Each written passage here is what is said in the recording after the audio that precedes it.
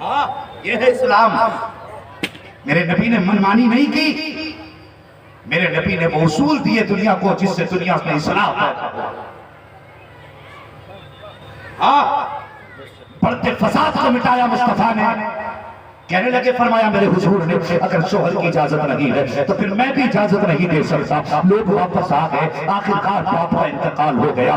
بیٹی دروازے سے باہر قدم نکال کر کے نہیں گئی. جب جنازہ تیار ہوا کسی نے کہا یار ہو سکے تو بیٹی کو باپ کو بیٹی کے دروازے سے لے کے چلو, کم سے کم زندگی میں نہ سکی. باپ کا چہرہ مرنے کے بعد تو بیٹی دیکھ لے گی. لوگوں نے یہ فیصلہ طے کیا اور اس کے بعد باپ کا جنازہ اٹھا کر بیٹی کے دروازے تک آیا. کنجی بھائی نے کھٹکھٹائی. جب باپ سلامت تھا تب بھی تو نہیں آئی. آخری سانسوں میں آواز تھی تب بھی تو نہیں آئی ہے. لے تو نہ آ سکی. دیکھ میرے دروازے پہ باپ دولہا بن کے آ گیا ہے. آگے کم سے کم دروازے کے باہر باپ کا چہرہ دیکھ لے. بیٹی کی چیخ نکل گئی. رو کے کہنے لگی بھائی میں دروازے سے باہر نہیں آ سکتی ہوں. ہو سکے تو میرے باپ کا جنازہ گھر کے اندر لا کے رکھ دو تاکہ آخری بار باپ کا دیدار کر لو. بیٹی کے کہنے کے مطابق باپ کا جنازہ اٹھایا گیا. جیسے بیٹی کی تحلیز کے اندر گیا ہے بیٹی نے باپ کا ماتھا چوما. اس کے بعد پیروں کی طرف آ کے بیٹھ جاتی ہے اور بیٹھنے کے بعد رو کے کہتی ہے یا اللہ تو خوب جانتا ہے یہ میرا دور کا رشتہ دار نہیں ہے بلکہ یہ میرے رشتے میں باپ لگتا ہے. یہ میرا خاندانی نہیں ہے. یہ میرا باپ لگتا ہے. یہ میرا پھپھیرا خلیرا نہیں ہے. یہ میرا باپ لگتا ہے. اے میرے والد یہ بلاتا رہا لیکن میں نے قدم نہ نکالا. میں جانتی تھی کہ قدم نکال دوں گی تو تیرے محبوب کا حصول ٹوٹ جائے گا. یا اللہ میں نے باپ کو دنیا سے جانا گوارا کیا لیکن تیرے محبوب کے دین کا قاعدہ ٹوٹے یہ گوارا نہیں کیا. اے میرے والد میرے باپ کی مغفرت فرما دینا. اللہ اکبر. 3 دن کے بعد کسی نے خواب میں دیکھا کہ اس کا باپ جنت کی بہاروں میں ٹہل رہا ہے اور دوسری روایت کے مطابق خود بیٹی نے دیکھا کہ باپ جنت کی بہاروں میں گھوم رہا ہے. کہنے لگی پاپا بتا تو صحیح کون سی نیکی کام آ گئی جو جنت کے مزے لے رہے ہو. تو باپ نے کہا تھا بیٹی میں تو بڑے باپ لے کے آیا تھا بڑے گناہ لے کے آیا تھا. جب قبر میں پہنچا فرشتے حساب کے لیے آئے. رب نے فرمایا فرشتوں اس سے حساب مت لینا. اس کی بیٹی نے مصطفیٰ کے دین کی حفاظت کر ڈالی ہے. اللہ اکبر. یا رسول اللہ زندہ باد زندہ باد زندہ باد زندہ باد. اللہ اکبر. یا رسول اللہ.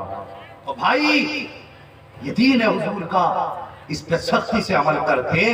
نبوت کا دروازہ بند ہے ولایت کا دروازہ بند نہیں. آج بھی بیٹیوں کی پرورش قرآن کی تلاوت کے سائے میں کر قسم خدا کی گود تیری ہوگی آنے والا غلام ہوش آئے گا. گود تیری ہوگی آنے والا کوئی جو آئے گا ناچنے والا ڈانسر نہیں بلکہ قرآن کا قاری. ہاں مجھے بتاؤ اگر فصل زمین اچھی ہو تو فصل اچھی ہوتی ہے کہ نہیں؟ اگر زمین خراب ہو تو فصل. کھیتی سے تعلق رکھتے ہیں نا لوگ. اگر فصل زمین خراب تو فصل خراب. بالکل منوان یہی ہے. اگر زمین خراب تو فصل خراب.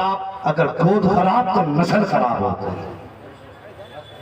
ہاں جہیز میں اتنا بڑا منہ پھاڑ کے نہ کہے کہ 10 لاکھ کیش چاہیے اتنی دولت چاہیے. دولت کے پیچھے نہ مر کتا نہ بن دولت کا بلکہ بننا ہے تو مصطفیٰ کا غلام بن جائے. دولت والی نہ دیکھ شریعت والی دیکھ. ہاں شریعت والی دیکھ. اگر شریعت والی ہوگی قدم اس کے آئیں گے رحمت خدا کی اترنا شروع ہو جائے گا. رحمت خدا کی اترنا شروع ہو جائیں گی. رشتہ کرنے سے پہلے یہ دیکھا کرو شریف ہے کہ نہیں, قرآن آتا ہے کہ نہیں. ہاں بدل دو اپنی روش, بدل دو اپنے طریقے. کوئی بھی کسی بھی بیٹی کو اپنے گھر سے یوں نہ نکالے کہ وہ میری مرضی کے مطابق جہیز لے کے نہیں آئی, میرے مطلب کے مطابق وہ فرنیچر کا سامان نہ لائی.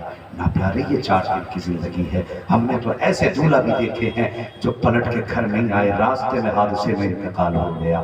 اگر تجھے نکاح کے بعد لوٹتے ہوئے موت آ گئی تو تو نے دوزخ پہلے خرید رکھی ہے, قبر میں بچانے تجھے کون آئے گا؟ گارنٹی ہے کہ جو تو نے مجھ سے مانگ کے 10 لاکھ کی گاڑی لی اس میں تو بیٹھ پائے گا؟ ابھی پیچھے کسی نے گاڑی لی تھی زبردستی سسرالیوں پہ دباؤ بنا کر کے انہوں نے زمین بیچ کے 4 ویلر دے دی اور دی بھی انہوں نے ایسی تھی کہ وہ اس میں جو گیس تھی نا ایک تو سی این جی ہوتی ہے دوسری کون سی ہوتی ہے ایل پی جی جو چولہے والی وہ والا سلنڈر لگا لیا اگلے دن کہیں جا رہا تھا گھومنے کے لیے لڑکا گاڑی کسی چیز سے ٹھکی سلنڈر پھٹا چولہا بھی ختم گاڑی بھی ختم کیا بچا بتائیے اگر کسی باپ کا کرتا تیرے جہیز مانگنے کی وجہ سے بک گیا تو بتا مصطفیٰ کو کون سا جواب دے گا جہیز کے لیے بیٹیوں کو اور باپوں کو نیچا دکھانے والوں مجھے صرف اتنا بتا دو بتاؤ اپنی 6 سال کی بیٹی کو کتنے لاکھ میں بیچ سکتے ہو بتاؤ مجھے جنہیں بھوک ہے دولت کی وہ بتائیں 3 سال کی بیٹی کے لاکھ میں بیچیں گے بیچ سکتا کوئی بیٹی کو بولو کوئی بیچ سکتا ہے کوئی نہیں بیچ سکتا اگر تو 6 سال کی 10 لاکھ میں نہیں بیچ سکتا تو اس باپ کا شکریہ ادا کر جس نے 18 سال پال کے فری میں تجھے دے دی شرم نہیں آئی اس نے 18 سال کی کمائی تیری گود میں ڈال دی اور پھر بھی تیرا پیٹ نہیں بھرا اگر کوئی بیٹی تمہاری وجہ سے مر گئی نا تو تیجا نہیں بخشوا سکتا 40واں نہیں بخشوا سکتا بخشش تبھی ہوگی جس پہ تم نے ظلم کیا گیا اگر وہ معاف کر دے گا تبھی خدا معاف کرے گا یہ بھی ذہن میں بات ہے اے ایمان والو اسلام میں پورے داخل ہو جاؤ لازم ہے ضروری ہے ہم اپنے گھروں کے اندر پردے کو لازم کریں گے انشاءاللہ بولو انشاءاللہ اگر کوئی باپ یہ چاہتا ہے کل اس کا منہ بیٹی کالا کر کے نہ جائے تو بیٹیوں کو کنیز فاطمہ بنا دو میں اس چیز کے سخت خلاف ہوں جو بیٹیاں روڈوں پہ نکل کے نقاب کے لیے احتجاج کر رہی ہیں مجھے یہ پسند نہیں میں تو کہتا ہوں احتجاج کی سب سے بہتر صورت یہ ہے کہ جس بیٹی نے آج تک نقاب نہ پہنا ہو وہ بھی آج سے نقاب پہننا شروع کر دے تاکہ دنیا کو پتہ چل جائے کہ اسلام کی فطرت میں قدرت میں لچکتی ہے جتنا دباؤ کے اتنا ہی حرام ہوگا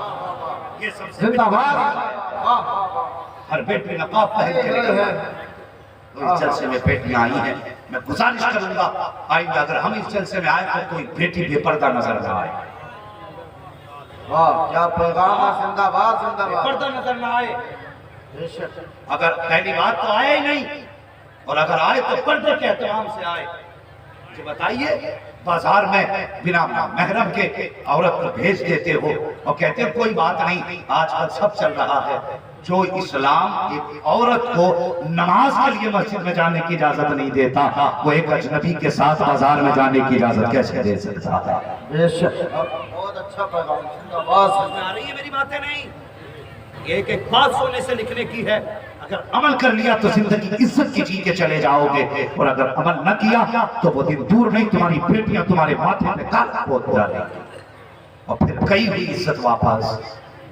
نہیں آتی ہے اگر یہ چلی گئی تو نہیں آئے گی بیٹیوں کو بھی سمجھاؤ بیٹی باپ نے 18 سال تجھے پالا تیرے سر سے دوپٹہ اترنے نہ دیا اس نے اپنے کپڑے پیبند لگا کے پہنے لیکن کبھی تجھے پیبند کا کپڑا پہننے نہ دیا خود ٹوٹی ہوئی جوتیوں کو سلوا کے پہنتا رہا لیکن بیٹی تیری عزت کو بچانے کے لیے اس نے جوتے ٹوٹے خود تو پہنے لیکن کبھی تجھے پھٹا لباس نہ پہننے دیا اور تجھے باپ کی عزت کا واسطہ مر جانا لیکن باپ کی عزت سے آج مت ماننے دینا یہ اس کی قربانیوں کا صلہ ہوگا اگر وہ چاہتا تو وہ بھی تجھ سے 10 سال کی عمر میں کسی امیر کے گھر کے برتن دھلوا سکتا تھا لیکن نہیں لوگوں کی گالیاں اس نے سہی لیکن تجھے گھر میں رکھا لوگوں کے بوجھ اس نے اٹھائے تجھے گھر میں رکھا لوگوں کے دھکے اس نے کھائے تجھے گھر میں رکھا اس دن کے لیے نہیں تاکہ آج تو جوان ہو جائے تو یہ کہہ کہ میری شادی میرا حق ہے باپ کے چہرے پر کالک پوت جائے یہاں تو اپنا حق لے لے گی لیکن خدا کی قسم جنت میں تجھے تیرا حق کون دلانے آئے گا